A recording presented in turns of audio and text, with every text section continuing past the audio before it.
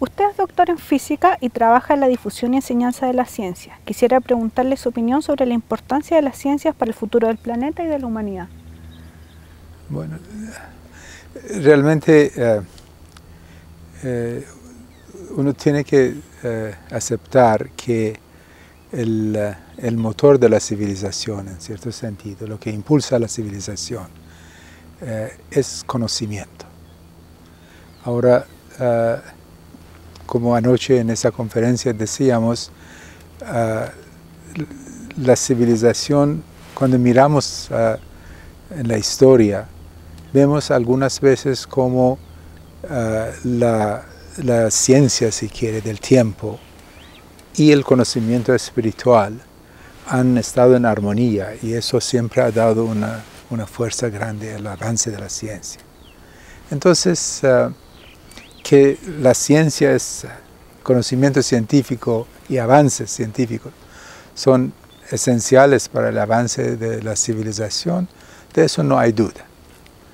Pero hay que pensar en las condiciones que tiene que tener la ciencia, el conocimiento científico. Por ejemplo, si miramos hoy al mundo, vemos que hay un flujo de conocimiento científico que comienza en centros muy especializados en ciertos países, pasa, si quiere, a otros centros más o menos similares en países, en otros tipos de países. Pero finalmente lo que llega a la mayoría de la humanidad no es ciencia, es más bien mejor. Lo que hay es cómo utilizar tecnología. Y hay una confusión grande entre la ciencia y la tecnología para la mayoría de la gente. Lo que llaman ciencia finalmente es uso de tecnología. Entonces, cuando decimos que sí, la ciencia es esencial para el avance de la civilización, yo creo que tenemos que pensar que es la ciencia en su sentido verdadero, en su sentido real, ese quehacer humano de cómo hacer preguntas, cómo contestar, cómo buscar evidencias. Es una forma de pensamiento, es una forma de abordar problemas. Y esa ciencia, y también es un sistema de conocimiento, algo acumulado de todas las edades y que va avanzando cada más rápido. Pero entonces sí es esencial para el avance de la civilización, pero creo que la ciencia tiene que, la forma de ciencia, la forma de la generación de conocimiento científico, de difusión de conocimiento de ciencia, hay que mirarlo, hay que reorganizarlo, porque en algunas veces uno piensa está volviendo como un proceso industrial, como producir jabón, y esa ciencia sí no va a ayudar a una nueva civilización. Es una ciencia que finalmente, conocimiento es ciencia que vuelve patrimonio de unos pocos. Pero si es posible de hacer el conocimiento de ciencia llegar a la humanidad como todo, y que en cierto sentido todos sean dueños de esa ciencia, aunque hay conocimiento específico que se está produciendo en algún centro, porque eso se necesita. Tampoco todo el mundo puede hacer toda investigación científica en todas las áreas. Pero si es posible dar la ciencia verdaderamente a la humanidad, creo que vamos a ver una fuerza extraordinaria de que tanto puede ayudar al avance de la ciencia. ¿Usted cree que la humanidad, la civilización humana, va a sobrevivir al cambio climático y al calentamiento global? Creo que sí, pero también con muchas calamidades entre ahora y cuando realmente lleguemos a ese punto. Porque el problema de medio ambiente en el análisis final no es solamente un problema de medio ambiente, es un problema de todo un sistema de mundo, es todo un orden mundial, toda una civilización que ya tiene problemas en todas las relaciones esenciales que definen una civilización. La relación entre ser humano y ser humano, la relación entre el ser humano y la comunidad, entre el ser humano y las instituciones de la sociedad, la comunidad y las instituciones de la sociedad. Todas esas relaciones están mal definidas o en cierto sentido ya no sirven como se definía antes. Tal vez pertenecía a la edad de niñez del hombre, y con lo que ha pasado con todo ese conocimiento científico, ese poder científico que ahora la humanidad tiene, esas relaciones realmente no están funcionando. Y en cierto sentido, hay necesidad de una nueva civilización en la cual estas relaciones se definen de nuevo, no como relaciones de niños, pero realmente relaciones de una humanidad madura. Entonces, y cuando hablamos entonces de esas relaciones, después yo diría que subyace de esas relaciones hay una relación con la naturaleza.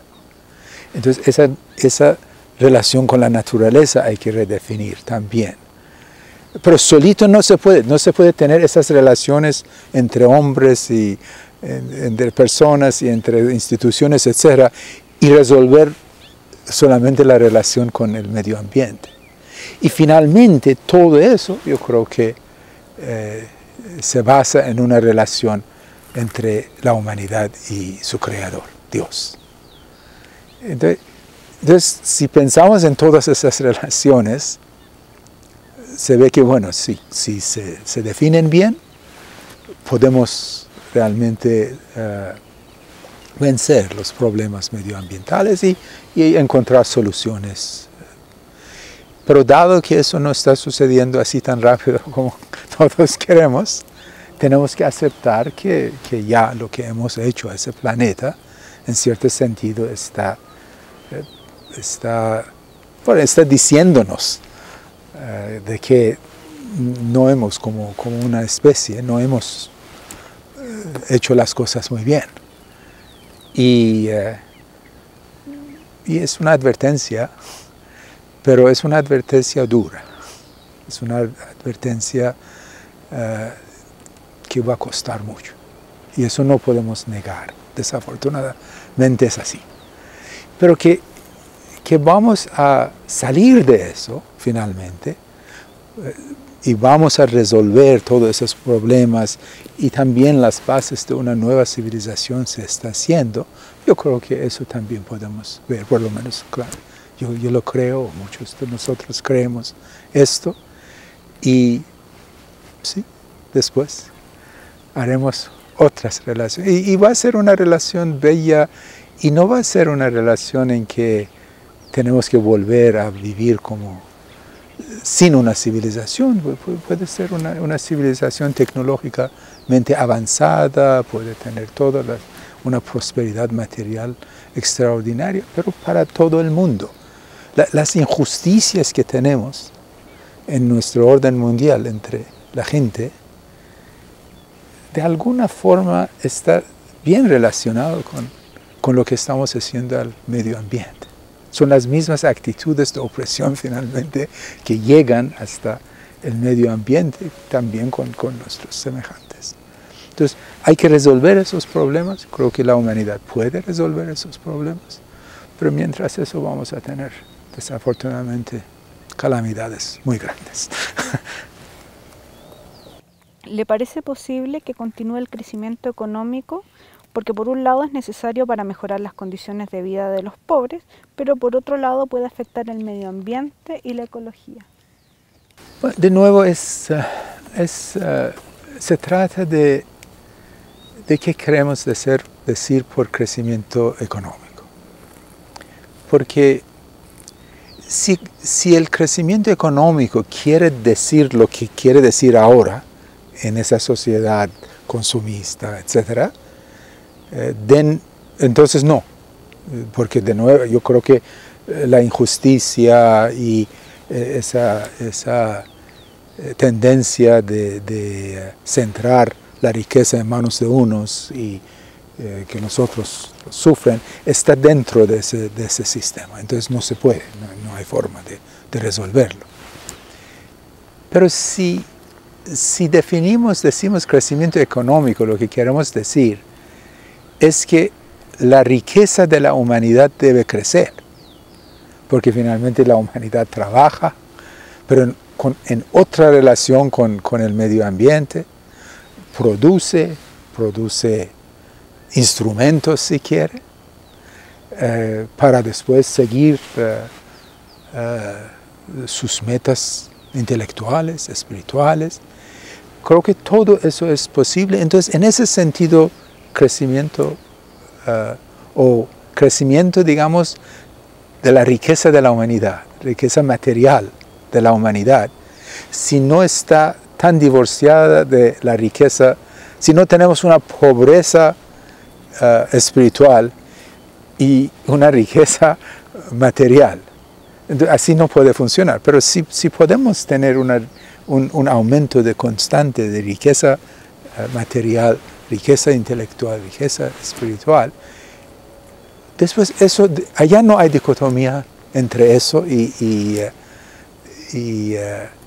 de nuevo, con el medio ambiente o la cuestión de pobreza, porque en ese otro modelo, en esa otra forma de pensar, el crecimiento económico, en ese sentido, sería un crecimiento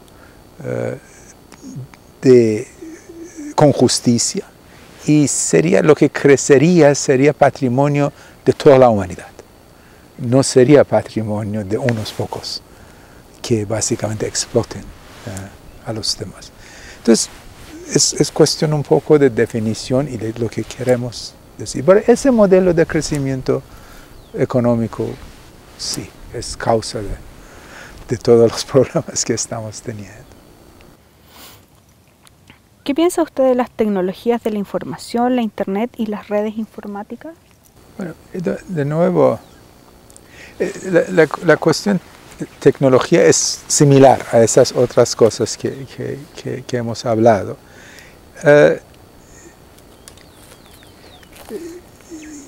Que nuestra ciencia, nuestros avances científicos nos hayan ayudado a tener instrumentos que nos permitan comunicar el uno con el otro por todas partes de la tierra, de un lado al otro lado, etc. Eso en sí mismo es sumamente bueno y es necesario ese tipo de tecnología si vamos a tener un mundo integrado, un mundo justo, un mundo unido, una humanidad unida. Entonces, en ese sentido, pues uno mira esas tecnologías y dice, bueno, algo así tiene que haber, y más. Yo creo que eso apenas es el comienzo de lo que, si quiere, las leyes físicas nos permiten hacer. Pero el problema de toda tecnología, no es de informática, y eso lo hemos vivido cada vez que la tecnología ha avanzado, es que con la tecnología viene valor. No hay tal cosa como una tecnología neutra. Entonces, hay valores realmente dentro de la tecnología, porque la tecnología no es solamente los instrumentos físicos. Bueno, los instrumentos físicos son instrumentos físicos, pero todo un arreglo social, todo un uso social, todo arreglos económicos, de nuevo, afecta las relaciones entre las gentes, entre comunidades,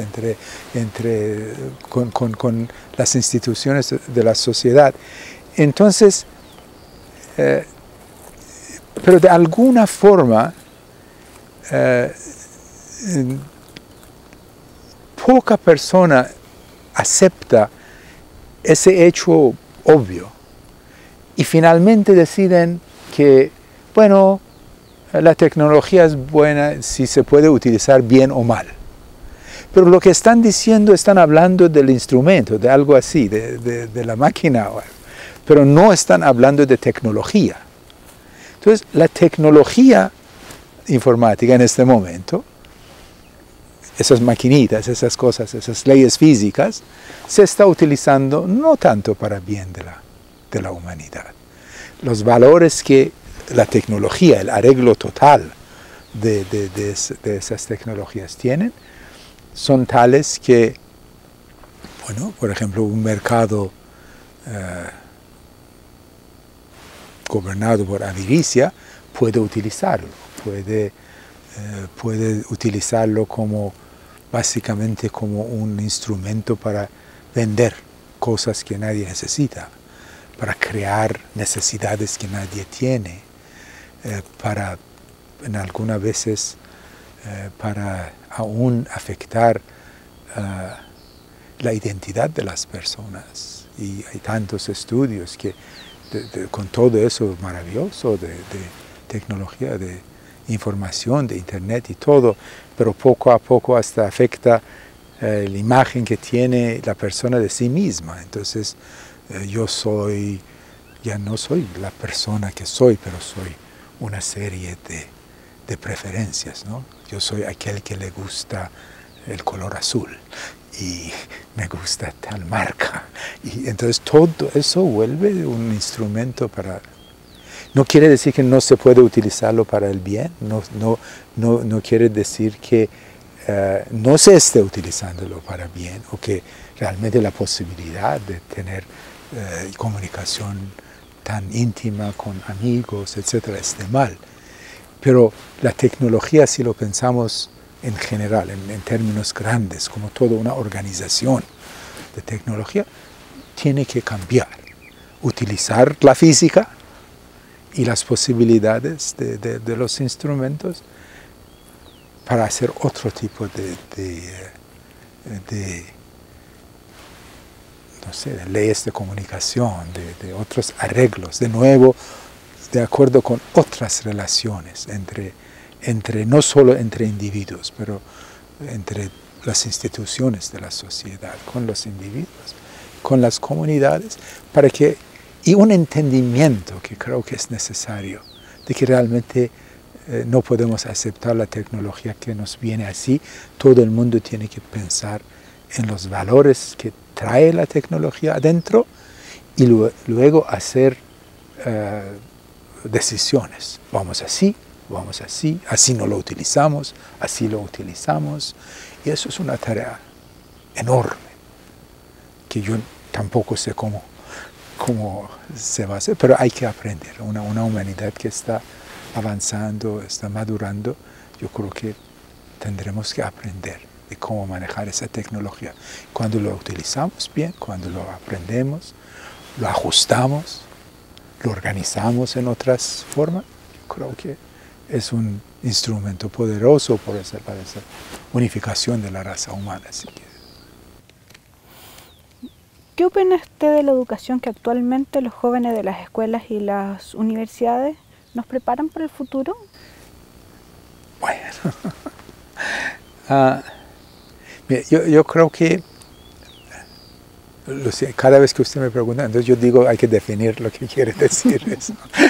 Entonces, me perdone con eso. Pero, mire, de nuevo, hay que decir qué quiere decir preparar para el futuro, ¿sí? Entonces, cuando la gente habla de si nuestras escuelas están preparando a nuestros hijos o nosotros, nuestros jóvenes, para el futuro, muchas veces lo que uno oye es que el futuro es la continuación de esa civilización. Entonces, si digamos la tecnología informática está avanzando mucho, entonces preguntan, ¿estamos preparando a nuestros hijos para que puedan manejar esa tecnología, o el futuro del mundo va a ser así, así, con todas esas complicaciones. ¿Están nuestros hijos preparados para vivir ese futuro? Entonces hay todo mucho debate acerca de sí y no. Yo creo que la mayoría de la gente diría que no, tal vez, pero algunos tienen, bueno, si hacemos esto, si a todo el mundo damos una computadora o no sé qué, eso está preparándonos para el futuro. Eso es una forma de pensar en esa pregunta. Pero la otra forma que podríamos hacer esa pregunta o definir ese futuro es que realmente es un futuro que queremos construir. Y es un futuro que no es como lo de ahora, no es continuación de esa cosa, pero es un futuro en el cual vamos a tener estructuras de todo, mentales, intelectuales, físicas, de nuevo con el ambiente, con la naturaleza, entre nosotros, todo. La organización social va a ser algo muy nuevo y más digno de una humanidad que comienza a madurarse y sale de su edad de niñez. Entonces, si pensamos en ese futuro, preparar a los jóvenes para ese futuro quisiera decir prepararles para que transformen ese mundo de hoy y nos lleven a ese otro futuro. Entonces, la respuesta a eso sería que no, que no está haciendo. Y creo que algunos de nosotros hay movimientos que realmente estamos buscando. Entonces, no es, yo el otro día, anoche hablaba de un doble propósito, ¿no? De que cada ser humano, cada joven, cada niño aún, tiene que desarrollar un sentido moral, una obligación moral, que yo tengo que atender a mi propio desarrollo espiritual y intelectual, por un lado, y por otro lado tengo que contribuir a la transformación de la sociedad, con una visión de una sociedad justa, unida, etc. Entonces, una educación que tiene eso como su propósito, de realmente empoderar al joven, a la persona que crece, para que pueda hacer esas dos cosas juntas, y darle todos los instrumentos para eso, todos los conceptos que tiene que entender, todas las destrezas, las actitudes, las cualidades espirituales. Esa educación yo creo que estamos buscándolo. Y de nuevo hay esfuerzos por todas partes en las bases de la sociedad, buscando un poco aquí o algo, pero todavía no ha surgido tal sistema de educación. Y lo que tenemos no creo que está preparándonos. Lo que hace es que mucha persona comienza a ver que algo está mal y quieren mejorar las cosas. Y hay conciencia de que hay fallas grandes con la sociedad, pero que sistemáticamente podamos unirnos y cambiarlos, esa educación nos hace falta. ¿En qué consiste el sistema de aprendizaje tutorial que usted ha creado? Eso, el sistema mismo no es muy complicado, es básicamente su nombre que dice. Cuando empezamos en Fundaec, esa cuestión precisamente de una educación para ese empoderamiento moral que llamábamos, que es de alguna forma educar a jóvenes con ese doble propósito moral. Entonces, y en la realidad, por ejemplo, en las zonas rurales de Colombia, pero también en África, India, en muchas partes después vimos la misma cosa. Hay mucha persona que crece y ya cuando son jóvenes realmente no han tenido muchos años de escuela y han salido y todos los problemas de escolaridad que existen. Entonces, cuando nuestros esfuerzos educativos fueron más o menos reconocidos por el Ministerio de Educación en Colombia, y queríamos ver cómo podíamos dar una alternativa de educación rural. Surgió esa idea de tener contenido formal, porque la gente habla de educación formal, informal, no formal, etc. Pero nosotros habíamos trabajado con textos que habíamos escrito, una educación formal en el sentido de contenido. Pero, ¿cómo hacer eso llegar a grandes números? Ya la escuela y la formalidad de la escuela no servía. Lo que podía hacerse era hacer grupos de personas, círculos de estudio si quieren, con un tutor, con unos textos.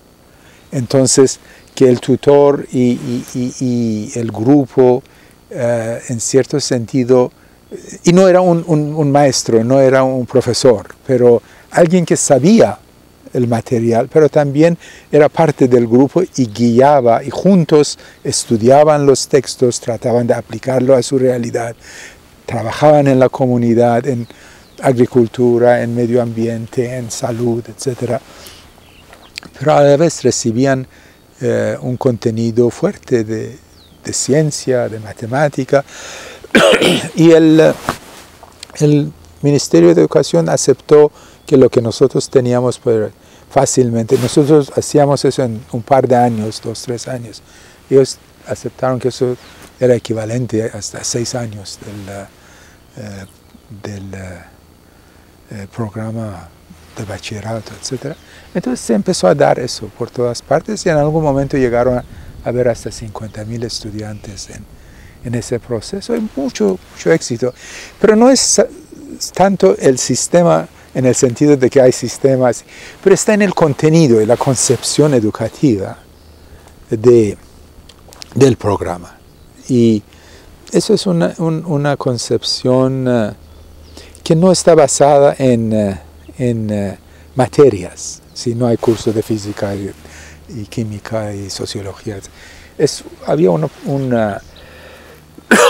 una idea de integración alrededor de unas capacidades que el estudiante, un conjunto si quiere de actitudes, de conocimientos, de información, de destrezas, un entendimiento profundo de ciertos conceptos científicos, éticos, y alrededor de esos hacer ciertas unidades de enseñanza que traían conocimiento riguroso, tampoco así de cualquier cosa, de las ciencias, pero no que eso era biología, eso era física. O sea,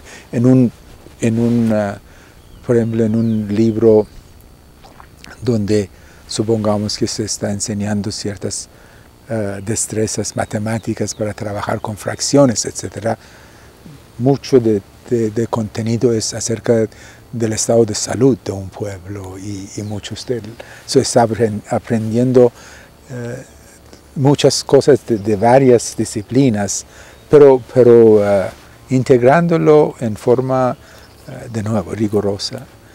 Y entonces son los textos en cierto sentido del programa, su contenido es lo que básicamente ha podido lograr tanto.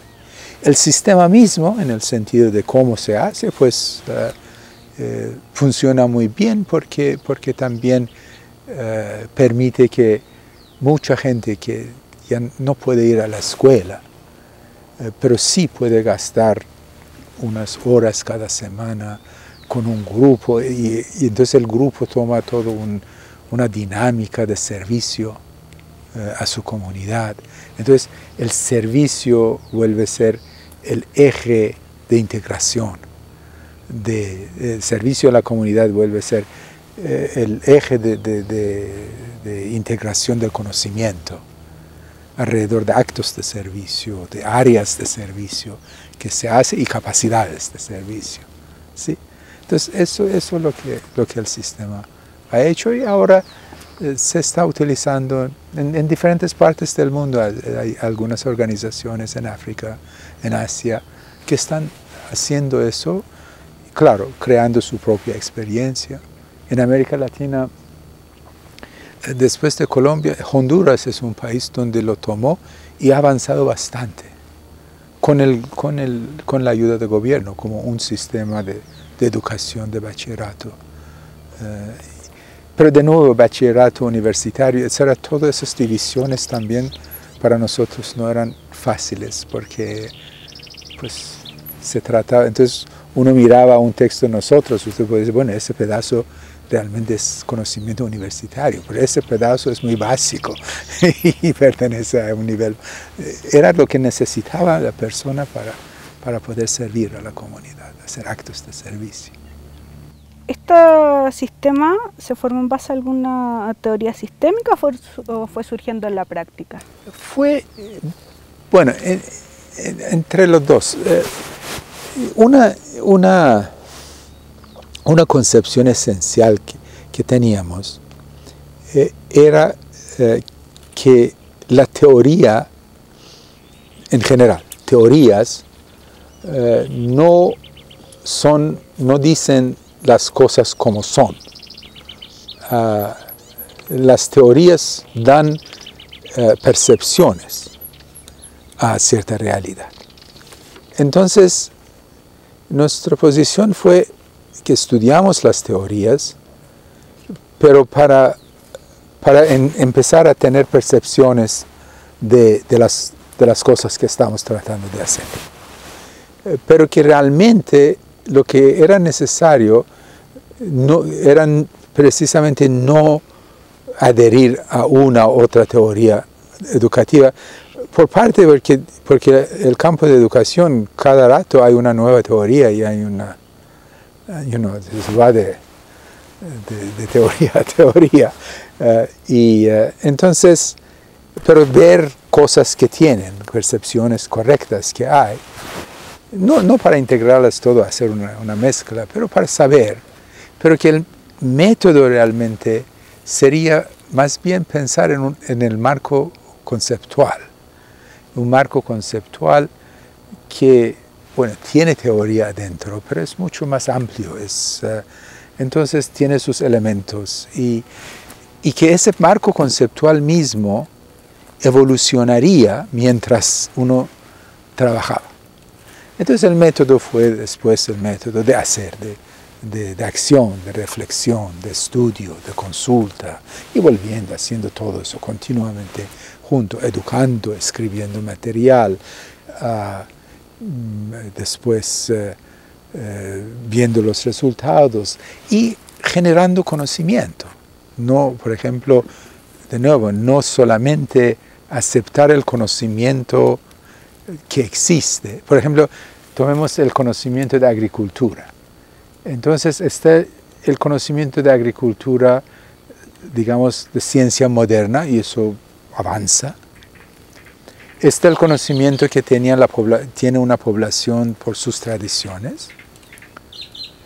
Pero finalmente, la verdad es que ninguno de los dos funciona cuando se aplica a la vida de hoy de la población. En ambos casos hay problemas graves. Entonces, se necesita nuevo conocimiento, tratando de aplicar todo eso, crear la experiencia, digamos, de investigación científica participativa, no para desarrollar nuevas variedades, no sé qué, de maíz o no sé, eso que lo hagan en los centros muy avanzados, pero para un nivel donde las ciencias sociales, las ciencias físicas, etcétera, comienzan a tener que interactuar. Y en la vida de la gente hay mucho conocimiento para crear. Entonces, crear esos conocimientos y de eso sacar también parte del conocimiento y contenido de materiales educativos. Entonces, eso fue la tarea. Y con esa tarea sí, no podíamos decir que ahora nosotros creemos en esa teoría educativa o en esa teoría educativa o que somos constructivistas o como esto, eso no. Pero pues sí, entendíamos las teorías y lo que nos daban de percepciones estaba bien. Pero el proceso mismo comenzó y es un proceso que cada vez que en otro país se está empezando, entonces una ayuda que comiencen el proceso de nuevo, pero también construyan sobre lo que hay. Entonces los textos lo utilizan, pero después pueden adoptarlo a la vida de la gente allá. ¿Por qué cree usted que las religiones están hoy en día tan desprestigiadas y la gran mayoría de los jóvenes se ha desinteresado de las creencias religiosas? Bueno, mire, por un lado, sí, las religiones están desprestigiadas. Por otro lado, todavía la mayoría de la gente del mundo es religiosa. Por otro lado, por un lado está ese proceso de secularización, pues histórica, occidental, pues avanza y va por todas partes. Pero de nuevo, por otro lado, ese proceso está en crisis y las personas que lo defienden ya, y la teoría ya está en crisis y bancarrota. ¿Sí? Entonces, es una situación muy, muy especial en que vivimos. Yo creo que las causas de que, si vamos a las enseñanzas de los fundadores de la religión, uno no puede decir nada sino belleza, conocimiento espiritual profundo. Nadie puede, digamos, si uno escucha Cristo, escucha Buda, escucha Zoroastro, escucha Mahoma, no hay problema. Pero cuando uno pasa después y viene lo que el hombre ha hecho con esas religiones, y básicamente tal vez dos fuerzas, bueno, unas fuerzas que han entrado. Uno es que las fuerzas económicas entran y entonces la ganancia, etc. Entonces la religión vuelve muy, se daña en cierto sentido. La política entra, el deseo de poder político en vez de la religión pura. El fanatismo obviamente entra, superstición, se mezcla, se comienza a mezclar, se interpreta las enseñanzas puras de los fundadores y con esa y de pronto uno ni ve. Si hay una imagen que alguien tenía que como hay una lámpara muy brillante, después alguien viene y le pone una cosa muy bonita de ese color aquí o allá y por pronto lo cubren con tantas cosas que usted ya no ve la lámpara. Sí, solamente hay unas luces pocas vienen de la lámpara. Eso es lo que parece que los seres humanos hacen con sus religiones. Y después también está esa idea de que cada religión decide que su fundador y su profeta es final. Entonces acepta todo lo anterior, pero pues lo que viene después. Y creo que todas esas cosas crean una crisis de la religión. Pero si uno va y se aleja de todo eso y dice, bueno, realmente miremos a las enseñanzas divinas, a las revelaciones, creo que lo que uno ve es un proceso de revelación progresiva, de la venida de unas figuras espirituales, unos educadores universales que han traído enseñanzas espirituales, nos han ayudado a entender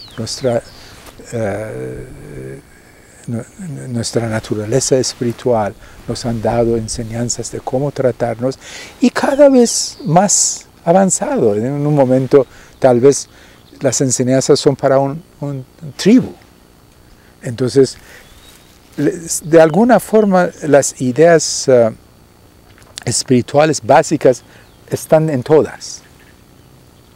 Pero después hay enseñanzas que cambian de acuerdo con las necesidades de tiempo de un pueblo. Si uno deja esas cosas que son relativas en tiempo y mira a la realidad de la religión, uno ve una continuidad, un avance. Y en cierto sentido, por eso los bahá'ís hablan de una religión.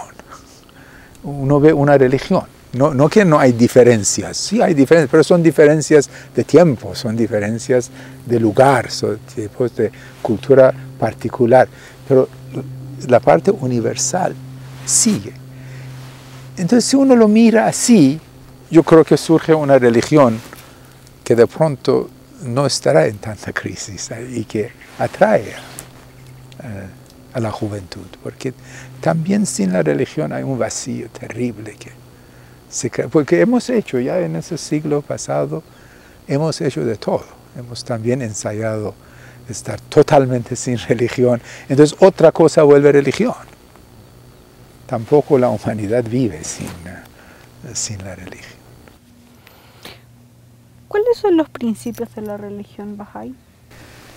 Es lo que decía, es un principio básico, es lo que llamamos revelación progresiva, que realmente la religión es una sola, es como un libro que tiene capítulos, y los capítulos lo han traído diferentes fundadores para tiempos especiales.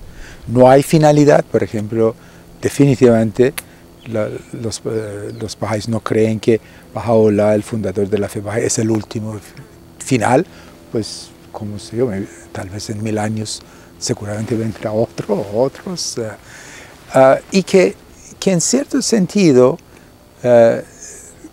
aunque hay dos contenidos específicos, culturales y de tiempo, y después verdades universales. Y que también hay una dirección que va de etapas de unidad. Y que la fe bahá'í, Baha'u'lláh enseña que realmente ha llegado el tiempo de la unificación de la raza humana, que no era posible antes, pero que él dijo, pues hace 150 años, 160 años, que ya iba a haber todo conocimiento nuevo, todas cosas hechas nuevas en cierto sentido, y que la madurez de la humanidad estaba llegando, que estamos en el tiempo de transición, es como edad de adolescencia, y los bahá'ís entendemos mucho de lo que está sucediendo en el mundo como adolescentes, tratando de ser jóvenes, pero todavía no lo son. Y eso es una parte. Entonces, él también después hay una serie de principios para una nueva época, principios que poco a poco muchos están aceptando, igualdad del hombre y la mujer, que hace 100 años, 50 años causó tanto problema para él y sus seguidores en Irán. La investigación independiente de la verdad, la armonía entre ciencia y religión,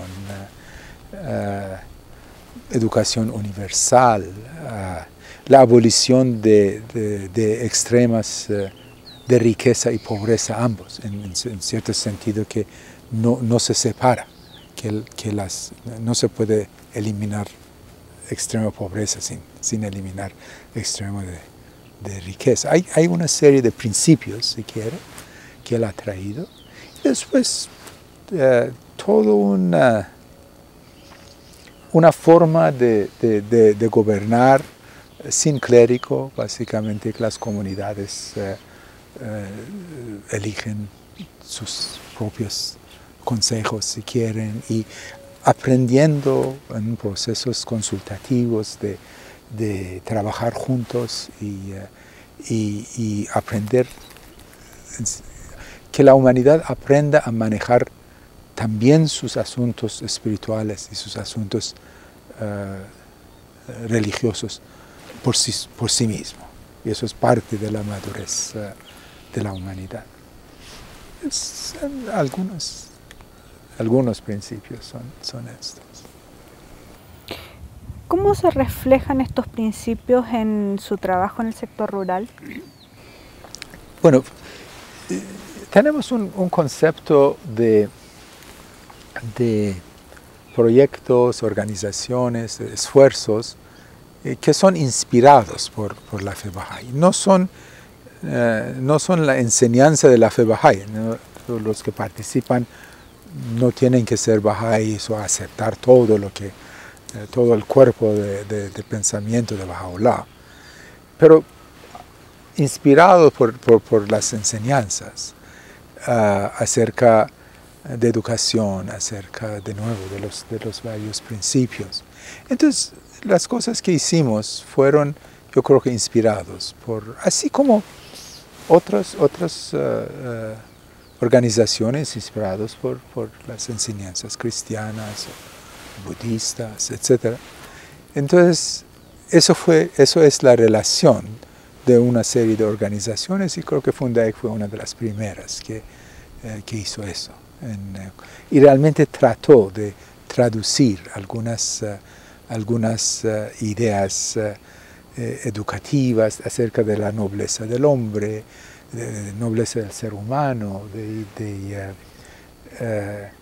Hay una frase que dice él que considere al ser humano como una mina de joyas inestimables que la educación puede sacarlos. Por ejemplo, ese tipo de pensamiento estuvo fuerte, pero también creo que mucha fe en los poderes del espíritu humano y lo que un proceso de empoderamiento podía hacer. Y esa cosa también mencioné ayer, esa coherencia entre lo espiritual y lo material, que no se puede y no se debe separarlos, y no son opuestos.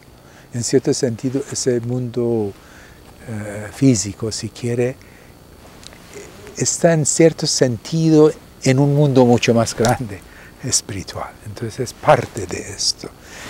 Y todas esas leyes y fuerzas espirituales afectan la vida material sobre la tierra. Entonces, esto también.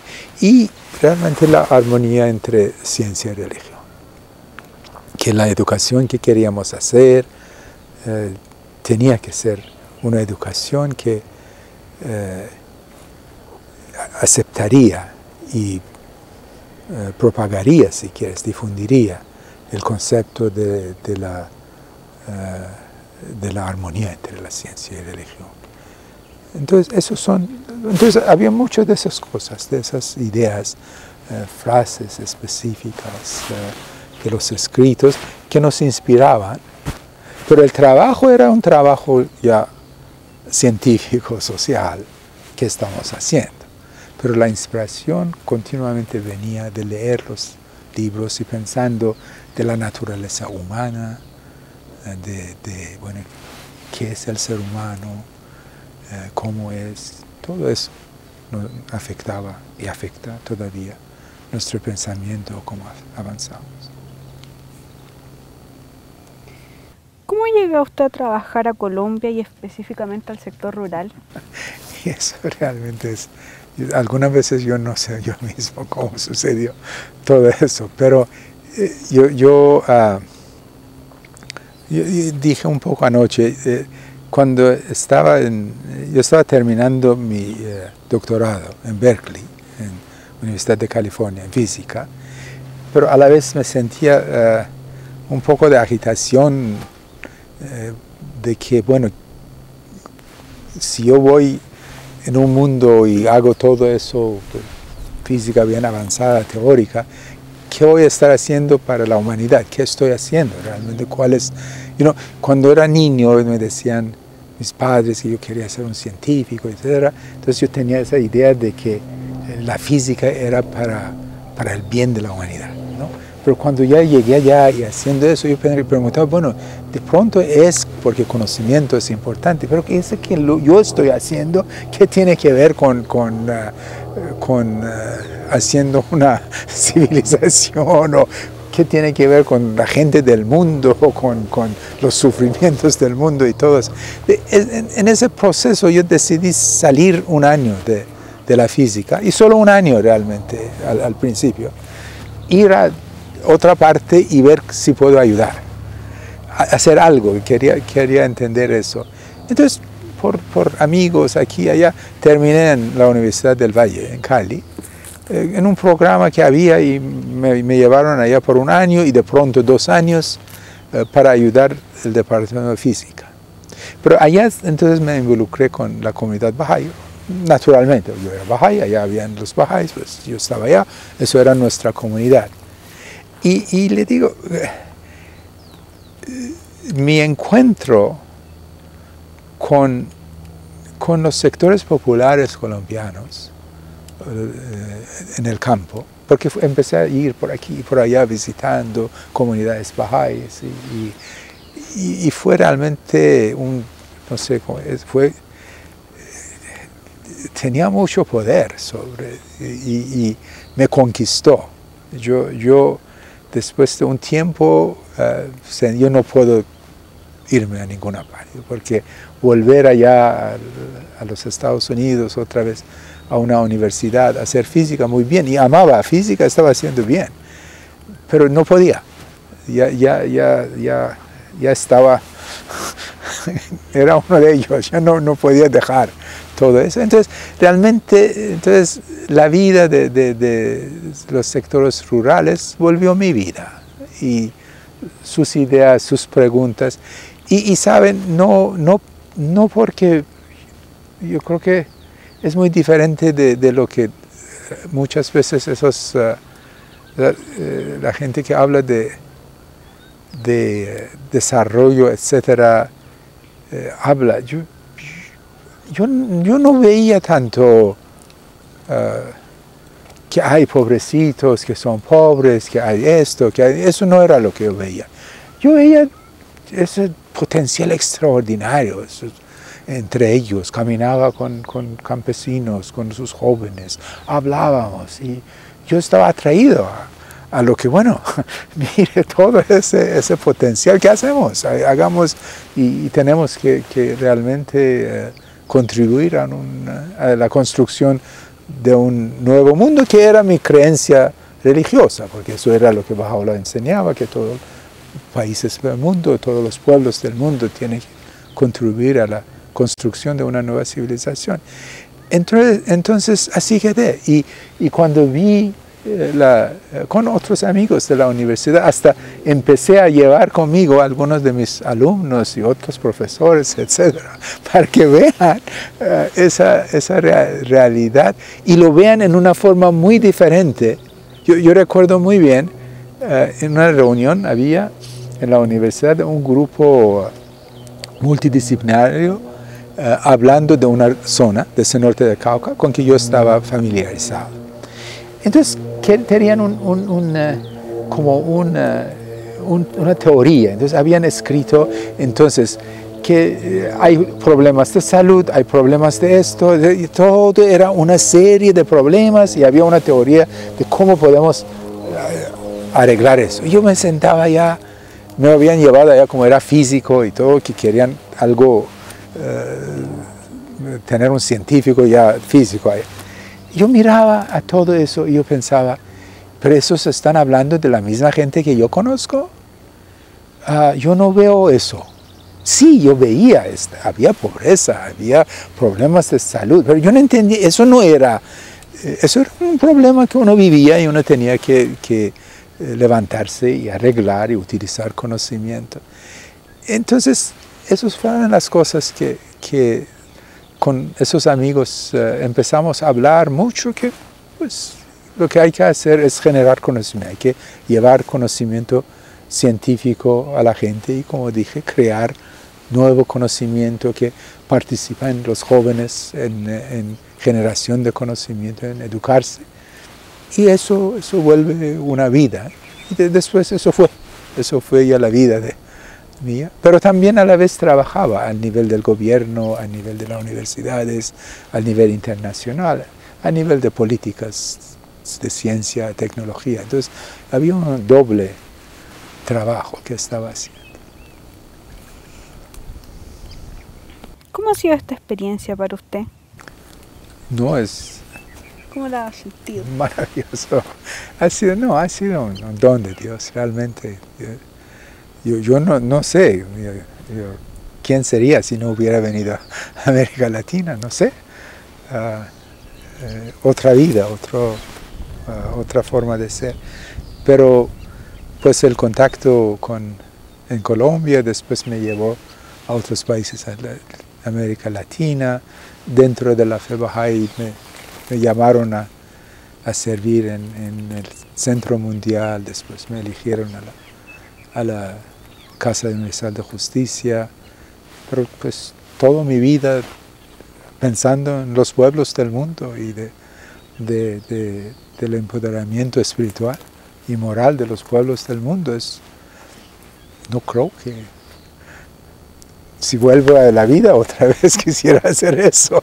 No hay otra cosa tan satisfactoria como esto. Y lo que he aprendido, lo que realmente veo, los poderes, de nuevo, los poderes del espíritu humano son muy grandes. Y cuando se abren un poco las puertas, esos poderes vienen y la gente hace cosas maravillosas. Se levantan y muestran cualidades que son de verdadero ser humano. Y viendo eso, y no en 1, 2, 3, ahora sirviendo allá en Centro Mundial, viéndolo en miles y cientos de miles y millones, es algo muy bueno, muy especial. ¿De qué forma el trabajo que usted ha desarrollado aporta a la construcción de una nueva y mejor civilización? Mire, una forma de pensar es que, y eso de nuevo inspirado por las enseñanzas bahá'ís, es pensar en lo que está pasando en el mundo en términos de dos tipos de procesos de integración, procesos de desintegración. Entonces hay desintegración de una vieja civilización, desintegración de un viejo orden mundial, si quiere, y la construcción gradual de una nueva civilización. Entonces, si uno piensa, una forma de pensar eso, que hay fuerzas de destrucción que abundan en el mundo, pero finalmente destruyen. Destruyen cosas buenas, pero también destruyen cosas malas juntos, y el pasado poco a poco se va. Y las fuerzas de construcción que tenemos que seguir y también crear. Entonces, en cierto sentido, cuando grupos como nuestros comienzan a trabajar a cierto nivel, a nivel de las bases de la comunidad, están tratando de utilizar las fuerzas constructivas grandes, espirituales, que están en el mundo, pero también entonces están generando fuerzas dentro de la población en que trabajan, y fuerzas que pueden ser grandes y afectar el mundo. Entonces, en cierto sentido, están contribuyendo a que las fuerzas de construcción sean más amplias, sean más fuertes, crezcan. Realmente lo pienso así, que grupos, y ahora ya pues hay muchísimos movimientos, grupos, cada uno haciendo en ciertos espacios cosas, y puede parecer que ese otro mundo es tan grande y todo el proceso destructivo es tan grande que uno de pronto no ve, pero por los que conocemos, los que sabemos qué está pasando en la base de la humanidad, uno ve que todos esos trabajos están creando fuerzas bastante grandes y esas fuerzas tienen que finalmente crecer, tanto que tienen que ser mucho más grandes que las fuerzas de destrucción.